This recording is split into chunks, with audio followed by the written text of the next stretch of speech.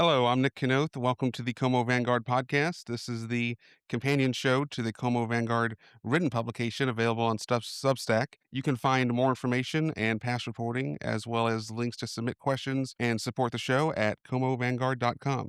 And I'm David Lile, and we're going to take a closer look at the city council meeting that didn't end that many hours ago before we started recording our podcast, Nick. And so we'll take a look at the decisions that are shaping the community. To help us do that, we are joined by Police Chief Jill Schlude, who will serve as our guest co-host for this episode. Chief, how are you doing? Late night. Almost said good morning, and then I realized it's now afternoon. I'm good. How are you guys? It was a late night. Doing all right. Did you want to go through anything from the last one that we did before we get started on this one? Yes, so this is where we have a moment to, I'll call this section of our show amendments in the government fashion. This is where we have an opportunity to correct the record or clarify points from our previous episodes or share new information. And one of those actually that a listener brought to my attention, which we appreciate because we're not always right about everything, was that we were a little wrong when it came to kind of the restrictions, building code restrictions, zoning restrictions on quote unquote notable properties in Columbia per the Historic Preservation Commission. What we had said in the last show was that there were restrictions in place for properties who had that notable property designation, when in fact, as of this moment, there are no restrictions. So you can have that kind of little plaque on your house or whatever that deems you as notable property. That does not mean that there are restrictions in what can be done to that house or what you can do if you wanted to remodel it for things like that. For now, at least, because that was another subject last night that we'll get into. I was going to ask you if you want to skip right to the end of almost to the end of the meeting when they were talking about the historic preservation plan. That would probably not be the wise thing to do, though, as we get started on this broadcast. I mean, we can start with it just for the sake of the transition, and it's a short topic, unlike the rest of the show where we talk about one thing really. But as David's alluding to last night, we had, among many other things on the agenda, staff presented their historic preservation plan, or rather an update on it. It seems like it is about to be completed. For those who may be unaware, the Historic Preservation Plan, kind of almost a study really, that has been in process for over a year now, is staff, the Historic Preservation Commission, consultants working together to formulate what should the city of Columbia do around historic preservation. That is focused not only on residential housing, but also on commercial buildings as well. They finally have kind of a rough final draft that is coming to the Planning and Zoning Commission for some final input on it. That'll occur in April, May. That could, depending on which recommendations council chooses to adopt or push forward, that could change what we were just talking about in terms of if something is a notable property, maybe council says we need to put restrictions in place to make sure that house remains true to form or something of that variety. Looking forward to that conversation in the future. So the meeting Monday night, first Monday in February, ended around 12:30. I know you stayed with it to the end. I dumped out when they took the 5-minute break around 11:25. I know that you've said in the past, I'll be interested for the chief to comment on this also as we enter her into the conversation. You have said in the past that these meetings that go on a long time, it was evident beforehand that last night's meeting would be a long one because the main issue that we're going to talk about had to do with the pedestrian safety. But how could it be done differently? Because that took until about 11:30. And so I don't know how you could schedule something differently other than to shortchange the last hour of that meeting, put it someplace else. But as I was watching that unfold last night, Nick, I was thinking about things that you've said in the past, and I said, how could they do that differently to get that done quicker? I don't think it could be. Yeah, I think kind of there's really only two options in situations like this where there's just a heavy subject that's going to require a lot of deliberation. That is one, council meetings could always start sooner or earlier in the day. They don't have to start at 7 p.m., especially when they know there's going to be several hours of conversation. And then another option is you don't have to have as many things in an agenda. Right, council and in tandem with city manager set the agenda for council meetings. They could hypothetically have, in this case, said we don't want anything on the agenda but pedestrian safety ordinance, right? And then that's a 3-hour meeting, 7 to 10, done. Everything else we push to the next one. And then that goes into the subjects of, well, they can't do that all the time because then you get a huge backlog, which then would bring me to the discussion of, well, maybe council should have more meetings, which you can keep spiraling. There's a lot of forks in that road you could go down. Chief, do you have a thought about meetings that last a long time like the one last night? Well, sometimes they're just unavoidable, and I've sat through quite a few council meetings over the past 10 or so years. And I can think of some others that went pretty late into the night as well. So I think anytime you have that much public interest and engagement in something, that's just to be expected. And we try to just prepare ourselves for it. And that's just part of the process. Curious as to what you took away from last night. We'll get into some of the nuts and bolts. Nick is very good about making sure that we educate people about what was talked about. Sometimes I jump past that and just look at the reactions to it. After you sat there and answered many questions from the city council members that directly addressed you with questions and then hung around for till that vote was taken, what are your what you leave with early this morning when you look back on last night's meeting? I understand some of the concerns. I always try to listen to what people are saying and then try to understand the source of the concern. And I think a lot of it comes from this idea that there's some type of really punitive outcome as far as the law enforcement piece of this. And so the reality of that is we're talking about a municipal ticket. And so even when you talk about that in the legal perspective of, oh, well, you could get a fine up to this and you could do this many days in jail. The reality is that just does not happen in Columbia. We haven't had anybody incarcerated in Boone County Jail on municipal ordinance violations for more than 48 hours in several years. So that's just not real. And really, the very first thing that we're taking into consideration is the whole reason, and kind of the first statement I think I made was my position on this is always going to be it's unsafe to stand in the middle of the street. It just is. And so when you think about that, the officer's perspective is, hey, I just want these people to get out of the middle of the street. What they're doing is really irrelevant to us. And we see everything from people selling items, people raising money for various things, for funerals, for charities, for all kinds of things.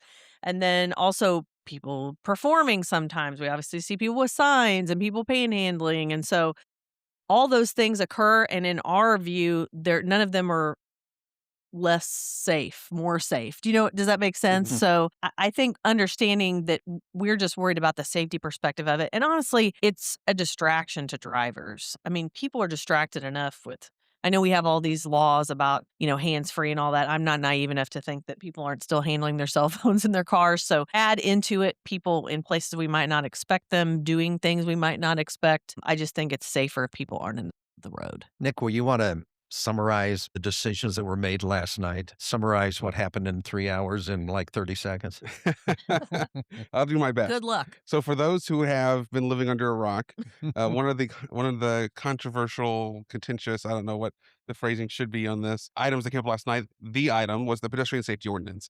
This has been in discussion, at least in the council meetings, since November. It has been in process for several months with city staff and a consultant doing a pedestrian safety audit, or safety study in this case, safety audit of the business loop, to better understand where are the city's blind spots in regards to pedestrian safety, specifically around with pedestrians on medians and how those are handled, what should be prohibitions in place, things like that. Last night, ultimately, City Council approved a pedestrian safety ordinance, which put in stipulations and prohibitions around how pedestrians can use medians, and also even defining which medians are subject to this. There were 7 amendments. Council voted in support of it 5-2. Councilwoman Valerie Carroll of the first ward and Councilwoman Vera Elwood of the second ward voted against the ordinance ultimately, but it did pass and it will go into effect on July 1st, 2026. A big aspect of this, the big division was some folks on one hand were saying we need to do more to support the people,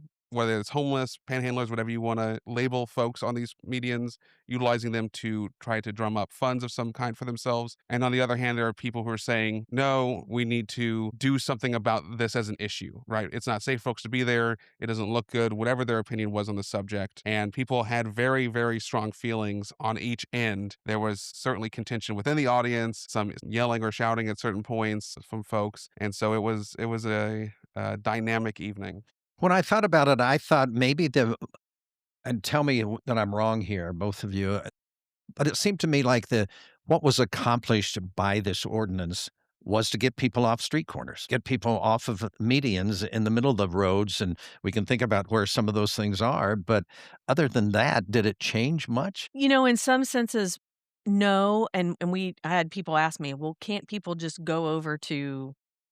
were standing in the median at business loop in Providence just go over to the corner in front of Taco Bell? I said, yes, they absolutely can. And as long as they're not blocking or impeding the sidewalk from people traveling, we're done, with that interaction. So in that sense, no, but I do think this has been a high enough profile conversation in the community that, we're going to see council wants some type of regular report from the police department. I think that's just going to be, how many citations were issued. We're not going to be able to track warning people. I'm not even really interested in doing that. That's just creating more administrative paperwork. But I think it's not going to have the conversations that, well, this is all about panhandling, it's going to end panhandling. If that was really the nexus of this ordinance, this would not be the best vehicle to try to do that, in my opinion, because literally, to your point, David, you can go over on the corner and have your sign that says, Jesus love you, I need weed, all the various things I've seen driving around town. And we're not concerned with that. But there can't be an ordinance written. Hasn't it been decided in other communities and places that you could not target panhandling specifically on a corner? Would that be true? Correct. So this is something that gets very convoluted on social media, and people should read the court case. It actually came out of a court case in St. Louis that panhandling is a First Amendment protected activity. And the reason for that is because the court is not concerned about what the person is there for. The activity is not what they're concerned with. It's the fact that if I ask you for $1 or if I'm standing there with a sign that says, honk if you want to save the whales, either one of those are a free speech issue, right? And so when you think about that in a practical sense, I don't want to police, especially as the police, what the message is. And if we just pick on panhandling, we're policing the message, which is someone asking for money or a job or whatever. So, in light of that, I was still confused even after last night. Nick Foster asked this question, and it grew out of something that one of the other council persons was saying at the corner of Broadway and Providence. Mhm. And I walk that regularly, and I drive through that regularly. There are people who will stand there and hold their Free Palestine signs or other signs. Now, are they not going to be allowed to stand there after July? I think that's a discussion we're going to have to have. I know that question came up in some council questions. And so if you look at how the ordinance is constructed and the definitions are really important, the medians are regulated by traffic flow, cars per day, the speeds on the roadway, and the width of the median. And those are a little different because they're a weird shape. And so I'm sure Shane Creech and Nancy Thompson and I will discuss that. As I said last night at the meeting, my big concern with those, and always has been, is people trying to pack onto those little triangles of cement, and you have traffic going on multiple sides of them. And the whole purpose is visibility. I get that. But again, as the police, our job is to worry about safety. And so distracting people with signs and flags and getting them to honk, which is against city ordinance, by the way, to use your horn to signal like or dislike of something someone has a Really? sign for, which I'm not interested in enforcing, but just to put it out there, it's all distracting to people driving in these areas. And so that's concerning for me. Whereas the folks that demonstrate regularly up at Broadway and Stadium, Stadium. they're up on the sidewalk. That is far less concerning for me. I think drivers expect people to be on the sidewalk. They don't necessarily expect people to be standing in the middle. I have another question about what was passed last night. Are we only supposed to cross roads at crosswalks or where there are intersections? So that gets very like and or-ish. And to Mhm. be honest, like one of my plans between now and July 1st is to sit down with our in-house attorney, our training staff, because we have to come up with a training program for our officers. And we need to be very deliberate about that and make it as easy as possible. So we're going to line out and some of that, some things are in city ordinance. There's a lot of things in there about how pedestrians move on the roadway. We want to make sure we're making it easy for the officers to know what is allowed and what isn't allowed. Because don't you already have that? I mean, a month or so ago, there was the emphasis saying that sometimes in downtown streets, in order to try to be proactive against worse dangers in downtown area, officers were giving, I don't know whether it was called technically jaywalking tickets or not, but tickets for people who weren't crossing at legitimate crossing Yes. points. Yes, and I think I don't quote me on this, but I think part of the conundrum with this specifically was downtown is really easy because there's clear crosswalks.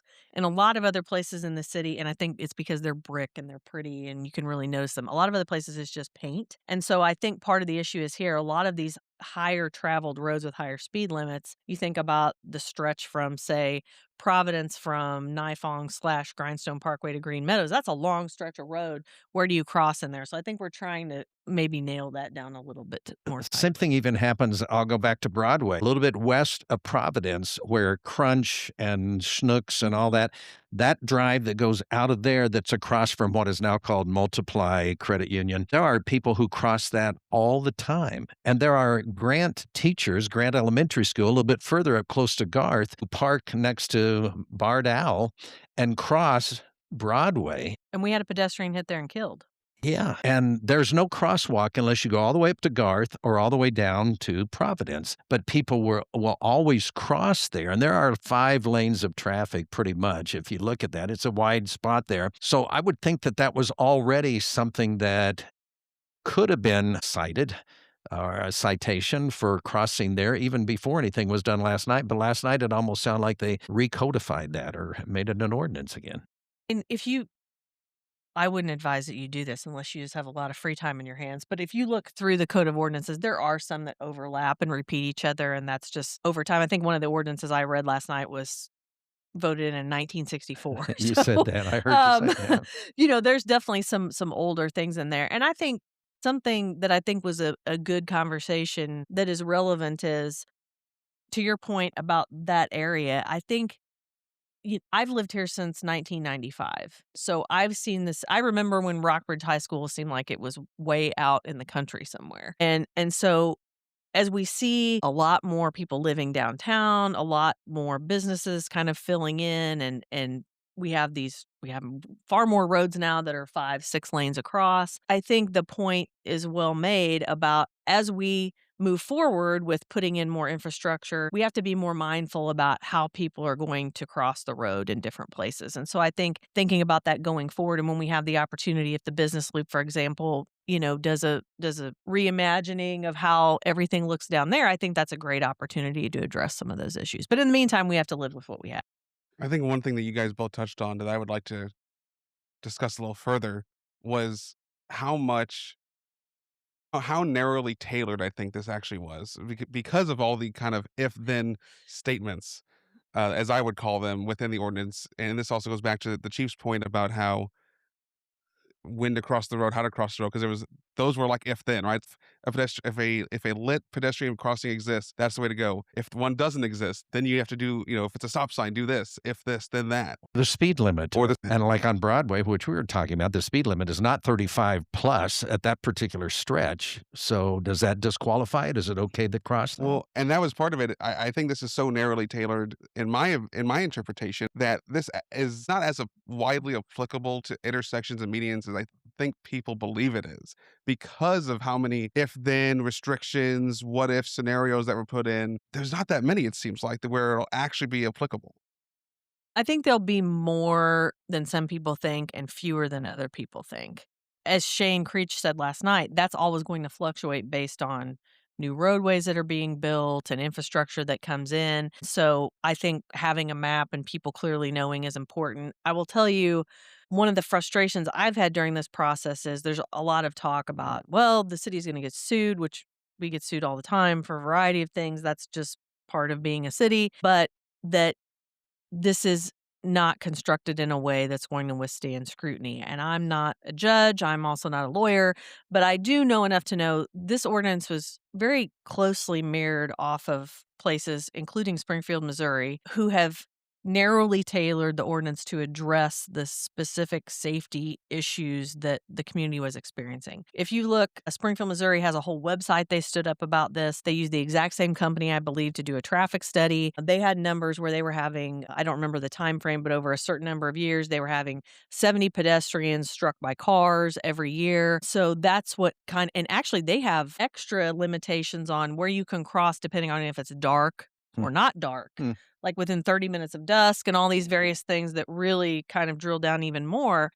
But Springfield's ordinance has been in effect since 2017 and has withstood any challenge that I'm aware of. So I feel pretty confident that we tried to very narrowly tailor this. I thought City Councilwoman Vera Elwood made a point when she was talking at the end of all of the public commentary and when the council members each got a chance to make a point. She made a point saying that the study that you just referred to in Columbia did not show that many pedestrians were hit and did not show that it was a pedestrian at fault if they were hit. So I thought her point was a good one because, again, she was saying, what is the motivation for this? It doesn't seem that the study showed that there was an extreme number of pedestrian accidents. I understand that someone else or someone's else said 8 is enough and, 1 would be too much. I get that. But at the same point in time, to make this that kind of a discussion and decision based on a study that showed only 8 over an X amount of time, her point, I think, had some gravity to it, had some importance to it. Yeah, I understood her comments, but from a safety perspective, I'll say I could get way down in the weeds here, but government regulates conduct, right, in various ways. Everything from building codes to how we cross the street to how food establishments operate. And so a huge part of a lot of what we do, hopefully, is to have safety in mind. Now, you can way overstep that and get into all kinds of other things, but I think the mayor's point was, I think it was 8 or 9 accidents I provided them, and I was very try to be very clear with them. I can't tell you that there's not more than this because of the way the accidents are done and the way the reporting's done. I can't promise you that there's only 8 or 9, but I know for sure about these. And from my perspective, it's less about, is it the pedestrian's fault? Is it the car's fault? It's the fact that it's just not safe to stand in the middle of the street. And the fact that that is a contentious issue is a little strange to me. And granted, I'm looking at it from the public safety perspective because that's my lane, but that's the lane I feel like I should stay in. And so I understand that, but there's a lot of other conduct that the city regulates as a government agency that I think you could make the same argument about and it would not. Interesting comment because I had somebody else say sort of the same thing that you just said. Why is there even any debate on this? It doesn't make sense to allow people to stand out in the street, even on a median, a narrow median in the middle of an intersection. They were aghast at the fact that there was this much debate about it because from their perspective, like yours, it's a safety issue. Why would anybody want to stay out there, and why would we allow anybody to stay out there? So I get that. It was interesting part of the conversation last night, and Nick, this goes back to what we talked about a couple of weeks ago on the Ashford Place discussion. Ashford Place was controversial because the infrastructure wasn't keeping up with the development. Well, last night, the point was made that the way that we have designed streets and designed communities is car-centric or auto-centric, not pedestrian-centric. And I thought of that as I was walking a couple of miles today, and I was thinking as I stood at an intersection, yes, that's true. We are catering to vehicles. But those who want it to be different, I'm not exactly sure how that's going to change or how it would look differently other than you put medians out there and you put safety places out there so you can at least cross halfway and then wait for the next cycle to go the rest of the way. Or I don't know what else is out there to protect citizens or to be more walker friendly. Yeah, it was interesting. And to your point, it's similar to these controversial subdivision that got voted down for lack of infrastructure improvements in place already. It's the same scenario in terms of folks, I think universally, regardless of how they felt on this specific ordinance, agreed that we need pedestrian infrastructure improvements, especially around these major thoroughfares. But at the same time, well, as we witnessed last night, it's just the reality of how the city funds infrastructure improvements, which as Shane Creech, the public works director, noted, right? We have a 10-year cycle for capital improvement fundings. Every 10 years, the citizens of Columbia vote on a proposal that the city staff, city council, the city of Columbia, with public input, puts together, puts on the ballot. Citizens vote it, it goes into effect, and then we spend 10 years, we, city of Columbia, spend 10 years collecting those taxes and then spending those dollars on those specific infrastructure improvements that the citizens of Columbia authorized. And so when things pop up, such as pedestrian infrastructure improvements people want, the question is, and DeCarlin Seawood, city manager, was, I think, very articulate about making sure everyone appreciated this. It's then a question of not whether or not we want the improvement, but how are you going to fund it, right? We can go for grants, we can go for federal, state dollars, you can do another tax or whatever you want. But just like anything else in the city of Columbia, right? It's a limited dollars. They don't print money. They're not the federal government. And so it is, they have to decide, how are you going to fund it? And I think that's a whole other discussion. Certainly not one that they went down last night, but that was definitely a contributor to the frustration felt by people in that they wanted infrastructure improvement, and some of them wanted that and not the ordinance at all, Mhm. right? And I can appreciate both the citizens who felt that and council members who, even those who supported the ordinance and voted in approval of it, felt the same way, it appeared. What I'll say about that is, going back to having lived here a long time, I often have conversations with people where I say, we're a city that in some ways still thinks it's a town and still wants to be a town, but we're a city now. And so we have some city problems. And so I think it's really important to some of the council members' point that moving forward, we have to be very mindful of the fact that there is going to be more pedestrian traffic, especially in certain areas. Downtown's a good example. It's proximity to campus. How many more people are living downtown versus, 10 or 15 years ago? That conversation keeps coming up, and I think keeping that in mind as the city begins to grow is going to be very important. I mean, when I was a night shift cop, I was a downtown cop. And so there were no special crossing intersections like there are now that kind of bookend Broadway. So the one down near 4th Mhm. Street and the one at Short, those didn't exist. It was just kind of they are where the blocks are. And so I think, now we're having to go back and add those things in, but we have opportunities as the city grows to be more mindful about these different aspects to being a city. And I think this is just another pinch point of becoming a city because we are. I had this question, which is kind of not following up exactly the train of thought we're just talking about, but it is related to what we're talking about at this ordinance. Is panhandling and homelessness synonymous? I don't think so. And I actually saw a very interesting social media post by Mike Trapp, former First Mhm. Ward City Council person, about that very topic. There's a lot of people disagreeing with him, but if you know Mike, he's worked in that space for a long time. And so one of the comments he made was, in his estimation, from the folks he deals with, it's about 50-50. And I will tell you from police officers' personal observation, there are people who stand on a median and ask for money and then go get in a car that's newer than many of the officers' cars. So, and you can go down the rabbit hole of, well, maybe they can't make their car. I'm not making a value judgment on that. It's just we all make judgments based on appearances. And so in some cases, it certainly seems like and I'll be honest with you, very interestingly, Deputy Chief Stevens and I were downtown one day in a car, and we saw a couple different people that we see on a regular basis downtown. And so we happened to be going from one place to another, and we said, let's kind of see where these people go. And it happened at two different times, two totally different people. And we watched both of them walk back to their houses. One gentleman had a cane with him that he apparently did not need to use because when he got about 5 blocks from where he had been panhandling at, he did not need to use the cane anymore, obviously. And so, but that goes on in every city. That doesn't surprise me or shock me, but I think to answer your question, I absolutely think not everyone that's doing it is homeless by any stretch of the imagination.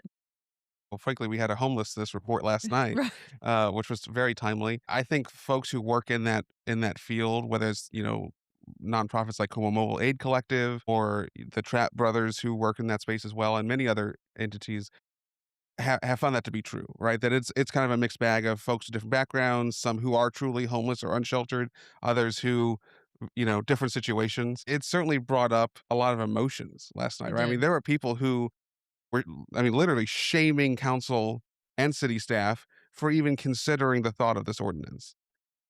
Not only in public comment, but when council finished voting to approve this, somebody in the audience, unseen, yelled out, "Shame on you." So this is a very emotional subject. It's very human, right? I think Sure. that kept coming up last night, right? People were talking about humanity, society, intent, caring for those with less among us, which again connects to this homeless report because my thought process watching this was it appeared to me that a lot of people saw this as kind of mutually exclusive. That you could either have the pedestrian safety ordinance and let's say, curb panhandling, or you could support services that help facilitate a better life for those experiencing homelessness, panhandling, whatever. And I think in reality, as the city has shown, it's not mutually exclusive. Even if people feel that way, it seemed, because the city, especially just in the last 5 years, has spent millions of dollars. Again, per the report that was shown last night, among other things, has spent millions and millions of dollars to facilitate and provide services either directly or through nonprofits in our community, right? The Opportunity Campus is a large project that's coming online. And I just want to point that out because I found again in my interpretation was seemed like too many people saw this as mutually exclusive. It was one or the other, when in reality the city can and is actively doing both. Right, they're seeking to curb panhandling potentially, and they're continuing to invest in these services to help people. I thought the same thing when I heard some people talking. I thought from an outsider's perspective, I don't work closely with the homeless community, so I'm admitting that. But I thought that when I heard certain comments, from what I know as a citizen who tries to pay attention, I thought we are doing things. But my question for the chief is, where are we not doing things? For example, if someone is prone to violence or has a addiction problem, are they not able to get help anywhere in this community from what Nick described as millions of dollars being poured in for resources for those who are unhoused? I think if you talk to most any police chief or sheriff at this point, and it's regardless of what part of the country they're in, the biggest gap for us is people having access to addiction treatment and mental health. And so those resources have just gone down and down and down, especially if you don't have insurance. And so for us, we have a resource, we have ways we can apply for a 96-hour committal and take somebody over to the mental health hospital over at the university. There are private hospitals here in town. Burrell has started coming more and more. I always forget they've changed names like 5 times. So in my defense, I can't. Centerstone. Yes. That's Yes. the latest version. Yes. Centerstone. But they've started coming more and more into that space, and I think we're working with them to try to figure out. And they're trying to become. They have the facility over on Walnut, on East Walnut, where we can take people over there voluntarily and help get. So I think that we're starting to get some traction there. I think the opening, I actually went out and toured the Opportunity Campus a few weeks ago, and Jessica had a meeting with my command staff. And so they told us as well, like they're going to be open 24/7 for us to bring people there. They'll do the case management. They'll help try to connect them with those services. So I think that's going to be, not to sound trite, but a really good opportunity for the community and for the police officers who are regularly dealing with these folks to try to get them connected. And I see in a lot of cases, there's a lot of studies out there that say it takes a certain number of contacts with a victim of domestic violence to get them to accept help or go to a shelter or get out of a situation. And I don't think that's very different in some respects than this, right? You've got to get people into supportive services. They have to be ready to engage. You have to have the right environment for that. And so I think that's what we're building towards, is my hope. So I'm a glass half full person though. So Chief, I'm sure this will ring a bell for you. One of the things that Mayor Buffalo likes to say, and she said it last night at the conclusion of this deliberation, was that this is a yes and, right? That's something she likes to point out. And that goes back to it not being mutually exclusive, that the city can, yes, do the pedestrian safety ordinance and continue to invest in services. And I, for one, and I don't think anyone would, well, I won't say that. I'm sure there's always somebody who would disagree. Absolutely. But I think most folks would at least feel that there's room for more services, right? And more funding is needed. No doubt about that. But again, you can do both, or at least perhaps, and this is my personal opinion, the city should strive to do both, right? That there's not just one solution to this. There is a comprehensive approach, and last night's ordinance is one tool in a very large and very complex toolbox. Chief, I just want to make sure I heard you right. So at the Opportunity Campus, you'd be able to take anyone with no restrictions right from the beginning. Just say, okay, this person might be able to be helped by the Opportunity Campus. We're not asking what their background is right now. We just know that they need help. right. Assistance. As long as they're not dangerous. So we didn't interact with them because they had a weapon or something of that nature. We wouldn't want to just drop them off and say, hey, hope it all works out. Yeah, Jessica was very open about they're there to try to help with that case management, and they're going to have on-site resources. So it's it sounds like it's going to be kind of a one-stop shop for not only the folks receiving it, but people like me who are interacting with those folks on the front end. And so I think that also helps with some of the comments that were made last night, which I think a lot of great points made but like you said, it's also the comments about, well, where can someone be, right? And so this helps fill in that gap, I think. And then when we do have to do enforcement, and I'm going to say something else about that. So we opened our own police academy at the city in 2024. And so by doing that, we get to start talking about what the community values, how we police in Columbia, what that looks like here, the specific challenges our community has from day one. And that's different in every community. We talk a lot about community policing. Well, that is like the heart and soul of community policing. And one of the things that we teach in the academy is we kind of use this platform. It's called thecurve.org. If you want to take a look at it, if you're a leadership person, Simon Sinek is kind of he herds all the cats, but it's made up of current and retired police chiefs. And so they've kind of come up with this reimagining of and it's really not in some ways, because to me, in some ways, it's just kind of getting back to the core purpose of the police. But the guiding principles are that, the purpose of the police is to protect the vulnerable from harm. That's on the wall in our police academy. You protect life, you protect peace, and you protect property in that order. And so that is kind of our North Star that we look at to try to guide things. When I get asked a question, and it's a fair question, about if you find somebody and they're passed out on a median, or they're having a medical issue or whatever, you write them a ticket. Absolutely not. That's not what we're there for, because the first thing is we're here to protect people. And so I hope, and I get feedback from people that they feel like that is what we're instituting in our officers. They're not perfect. They're humans. They're going to make mistakes.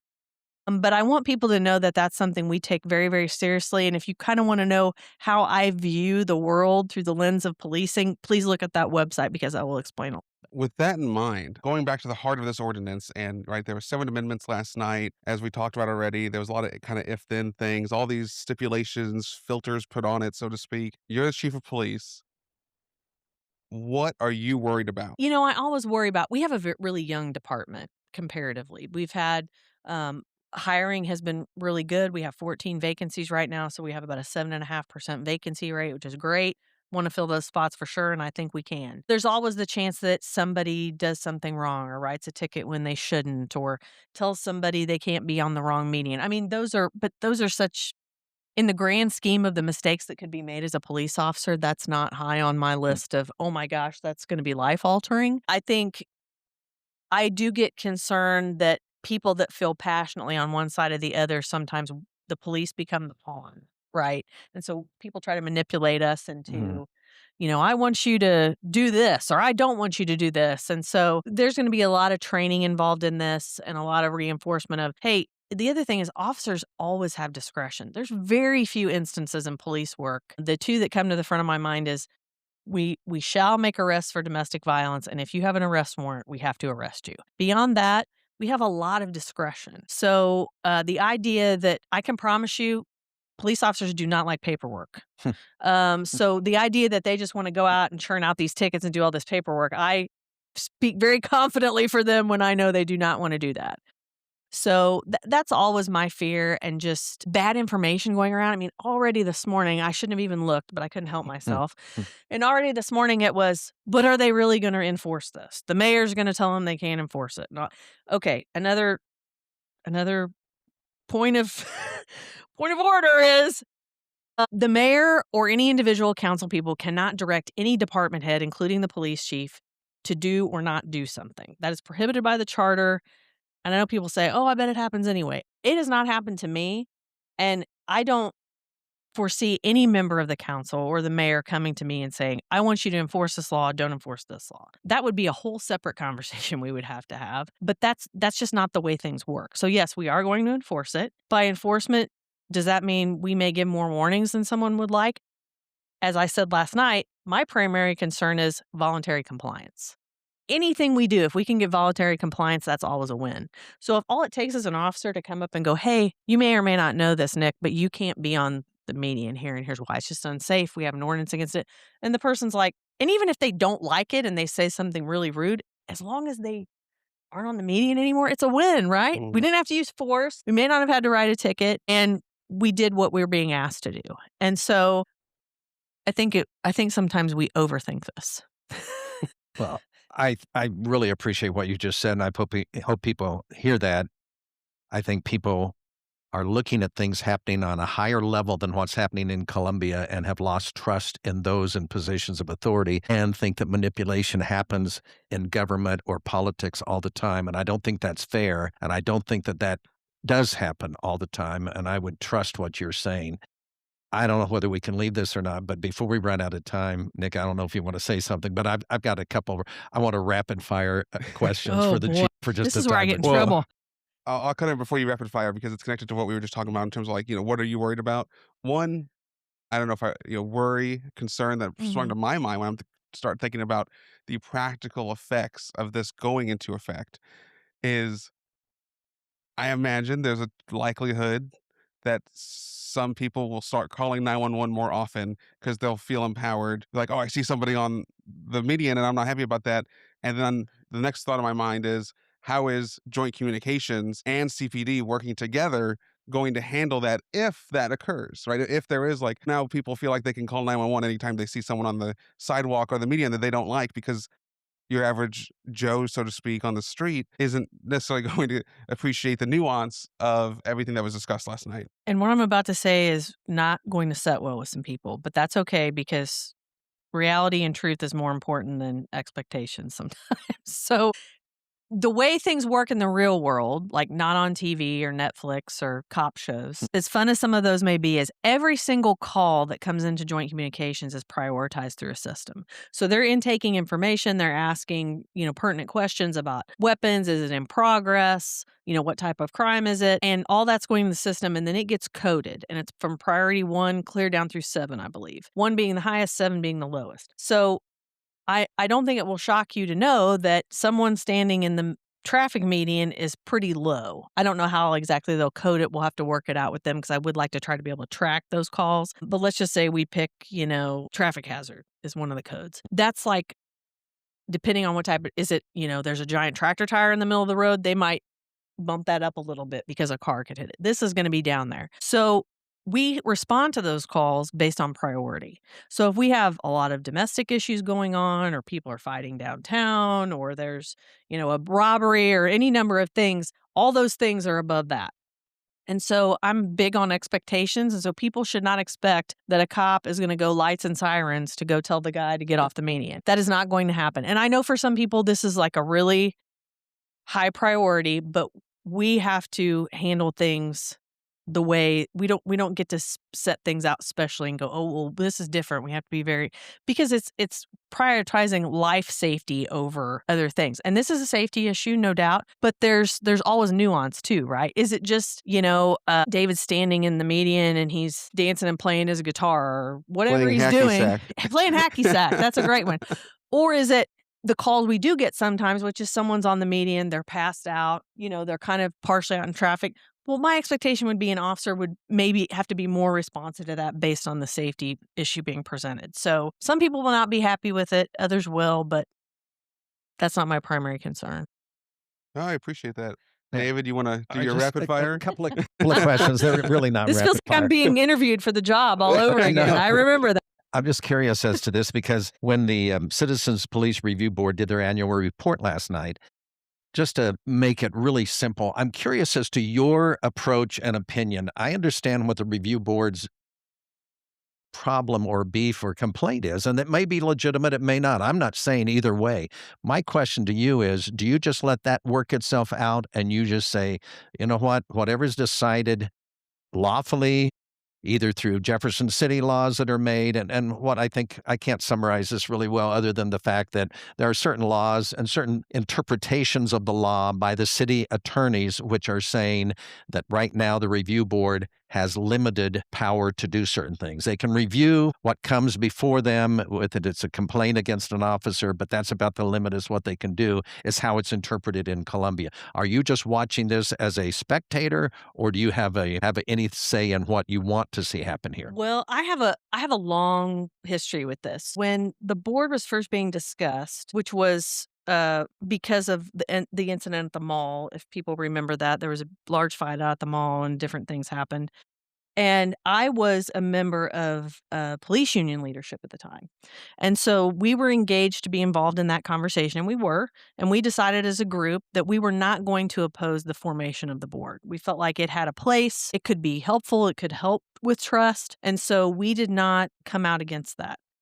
I will tell you that to answer your question about I predict I will be very involved if we revisit this because I have number one, I think the statute that exists today in state law is pretty clear about what the board's involvement can be. And we can like that or not like that, but that's what it says. And so I think the legislature is revisiting that again this year. Who knows what will happen with that? Sometimes they don't get anything done. Whether this is high on their list, I don't know. But I will tell you, I think, and I brought some of these numbers up last night at the meeting, we do an internal analysis as well. And I had the professional standards assistant chief pull some numbers for me. And over the 16 years the board has been in existence, they've only had 106 people appeal to them. Some reasonable questions that come out of that. Why? Is it not enough people don't know? I mean, you can't really draw tons of conclusions from that. But we do on average about 7 appeals a year. And then they only have disagreed with the police chief, which I believe this started. I believe Chief Boehm was maybe cycling out of office at the time, so I don't remember if it came into effect when he was still the chief, but for sure it was in effect when Chief Burton was here, Chief Jones, and now me. And so throughout that time, they've only disagreed with the police chief 8.49% of the time. So we're not that far off. It doesn't sound like a lot to me. They have had difficulties keeping membership on the board, and I have some opinions about that. I also think sometimes the way the board presents things, it is not helpful to recruiting police officers in Columbia. And that's not a statement about any particular person on the board now, but there have been things that have happened in the past. We've gone to recruiting events and had potential recruits tell us, I wouldn't come to Columbia because I've seen on YouTube what goes on. That would be in making decisions, or would that be in suggesting department policy? I just think sometimes the way I would describe it, and keep in mind, I'm talking about 16 years, at times it's been a spectacle. Board members have said things that are not true. I have no way to pull that back or rein that in. I personally think that the council should have a hand in selecting every person on the board rather than some people. And then there's kind of this backdoor of the Human Rights Commission puts someone on there. The council doesn't really have any say in that. I think that's an opportunity for them to have a little bit more control over that. But, they've struggled to keep membership at times because some of the people on the board bully people that come on the board. And in my view, I don't want the board stacked with police officers' spouses or former officers or people who are flying thin blue line flags out in their front yard. That's not my desire. My desire is to be neutral because if the police officers don't trust the process, it doesn't work. And it creates a feeling of a lack of internal procedural justice when they don't feel like they're getting a fair shake. And I think over the years, if people went back and watched some of the meetings, there were clearly some folks on that board that had an agenda, and that is not the purpose of that board. In fact, police officers are supposed to be able to appeal to the board. That's never happened. And we could ask a lot of questions about whys about that, because I can promise you they don't always agree with the chief's disciplinary decisions. But I think if that becomes opened up, there's going to be a lot of conversation, and I have some pretty strong feelings. Maybe we'll have to revisit that, Nick. If I could ask another quick question. When the community survey came out and it was talking about public safety, I know we don't have a lot of time to get into this, but do you have an initial reaction to that and what they said and what they felt about the police department? So the good news for, I think, CPD was we had several double-digit gains in people's perceptions of safety and different things like that. But I think overall the numbers are lower than we would like them to be. And I think especially on the crime prevention question, things like that, I think all that is kind of manifests itself from the fact that we just don't have enough police officers to police a city of this size. And so people are feeling that because when I started at the police department, we had in 2005, we had a crime prevention unit. We had a juvenile detective unit who just dealt with juvenile crime. We've had a downtown unit over time that's been disbanded because of staffing. We've had a traffic unit. We've had one person in the traffic unit for a long time now. For a city this size, that's pretty unbelievable. And now we want the downtown unit reconstituted. I very much do.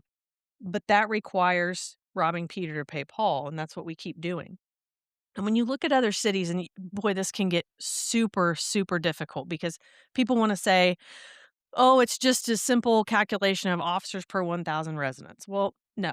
And most things that you read in the policing profession will tell you that's not a good measure. It's a measure, it's not a great measure. The needs of our community are sometimes different than the needs of other communities. Sometimes they overlap. So we do compare ourselves to other college towns, cities of similar size. But at the end of the day, there's certainly something to be said for a city like Springfield, which has about 40,000 more people than us. And I think they have about 350 police officers. Wow. Springfield has a higher crime rate than we do. But that's not that many more people. I went on the chamber trip to Columbia, South Carolina. They have about 10,000 more people than we do in the city of Columbia. That's a metro area, I understand that. But the Columbia, South Carolina Police Department is responsible for policing about 140,000 people. They have 380 sworn officers. And so this is not me trying to amass a police force. It's if the people that live in Columbia want more services, if we want what we call community policing, which in my mind is very simple, it's the same officers are in the same beats every day, helping the same community members, getting to know those people, those businesses inside and out so that they can problem solve together. We can't do that when an officer starts their day in their beat and 2 hours later they're clear across town because the chessboard gets all messed up because there's so many calls. And so until we get to that point where we have capacity, I think we need, my staff hears me talk about this, we have a lot of retail in this town, and that's growing, and I think that's great. Love sales tax, right? Helps the general fund. But a lot of cities our size have a unit that just deals with the retail districts because they get to know the business owners. They know who the prolific shoplifters are. They help people feel safe when they're going shopping. And so again, we're a town that's now a city, but we just haven't kept up. And I'll end with this point on this topic. The idea that this problem started in the last year, 2 years, 5 years, you're not doing your homework. I pulled every budget. With the help of my staff, I pulled every budget for the past 25 years. On average, the city has added less than 3 police officers per year. You have to have probably 4 to staff 24 hours a day. So we're way behind. And that shouldn't surprise anybody. The city grows every year. So when we find ourselves here, it's not because of anything anybody did last week or last year or 2 years ago. It's just been a sustained lack of building that human infrastructure that we need for a city. All right, I really need to draw this out just real That's quick. okay, I'm good. Are the people in Springfield, Missouri, and in Columbia, South Carolina, willing to pay, citizens willing to pay to have that larger police force? Because it costs. Springfield passed a public safety sales tax. Branson did as well. I believe St. Joseph did. It's a R word, not Richmond, Missouri, a suburb of Kansas City passed one recently. Based on the survey, it seems like there's some interest there. I understand. I don't like taxes either, but I really don't.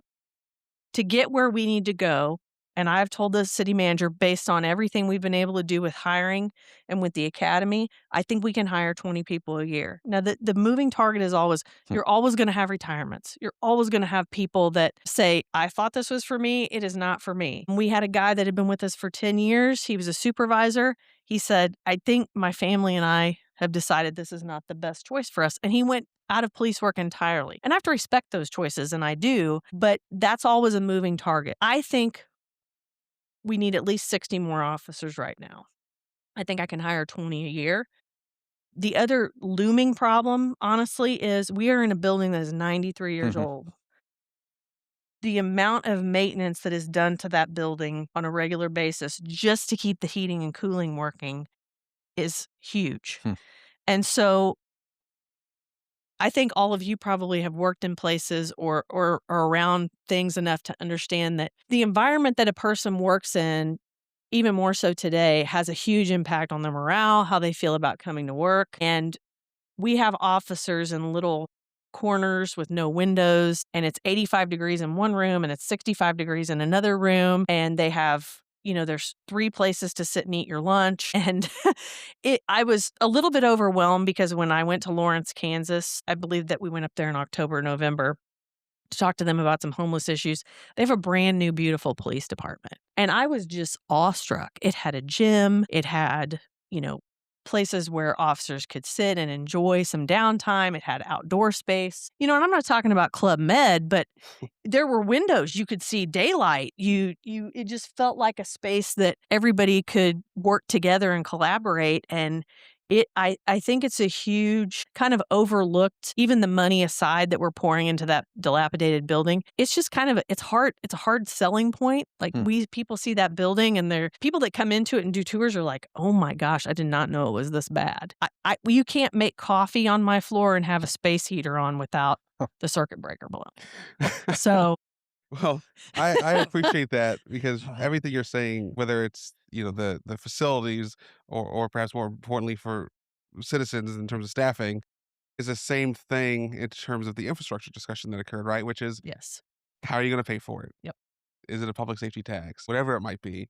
And I'm sure, and I know, as I'm sure you do, that is under discussion, right? Absolutely. Everything's on the table. How are we going to get there? And I look forward to watching that happen. Yeah. That's my next big project. So I did have one other question, and sure. this is the one that's going to be edited out. But Oh boy, okay. with Columbia's reputation, it's not a surprise that there are rumors for what I'm just ready to ask you, and that is, have you had contact with ICE?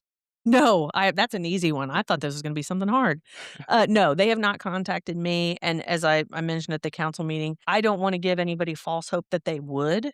They're not obligated to if they come to the community. And that may depend on who it is. If they even came here, I can't imagine we're super high on the list. But no, we have not had any contact with them. They haven't contacted us. And I've seen all the Facebook posts that people are here. I wish people would stop doing that because it just really gets people upset. But Yep. I have zero evidence that immigration enforcement.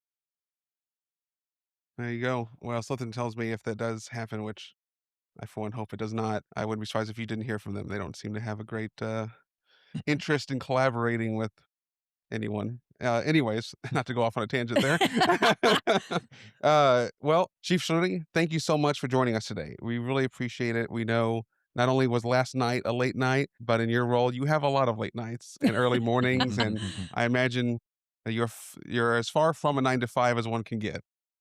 You know what? I knew that going into this when David interviewed me for the job.